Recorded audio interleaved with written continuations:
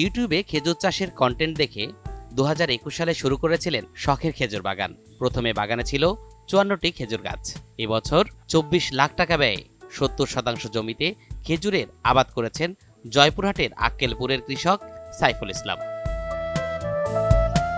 4 শতাধিক খেজুর গাছ থেকে এখন তিনি লাখ টাকা খেজুর বিক্রির আশা করছেন।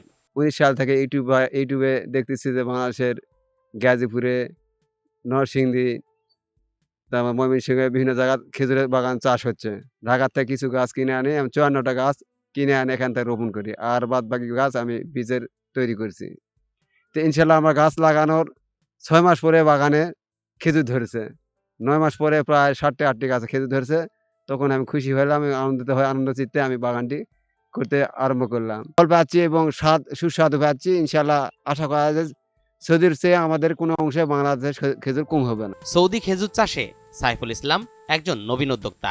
পাওয়া যায় তো বর্তমান সেটা আমাদের গ্রামেতেই আমাদের স্থানীয় লোকই সেটা চাষ করতেছে।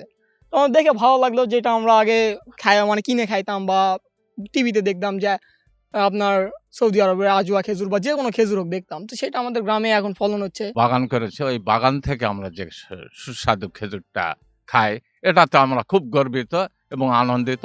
তার খেজুর চাষ ও বাজারজাতকরণে প্রয়োজনীয় পরামর্শ দেওয়া হচ্ছে বলে জানালেন জেলা কৃষি সম্প্রসারণ অধিদপ্তরের উপপরিচালক। নবীন উদ্যোক্তা হিসেবে আত্মপ্রকাশ করেছেন। ওনার বাগানে 64টির মতো খেজুর গাছ আছে। গত বছরও এতে কয়েকটা গাছে খেজুর এসছে, বছর ইতিমধ্যে প্রায় 11টা খেজুর গাছে খেজুর আসতে শুরু করেছে। এবং এটা সৌদি আরবের থেকে যে খেজুরগুলো আমাদের দেশে আসছে ঠিক একই রকমই, একই সাথে প্রয়োজনীয় পরামর্শ দেওয়ার জন্য তাকে সবসময় সচেতন আছি।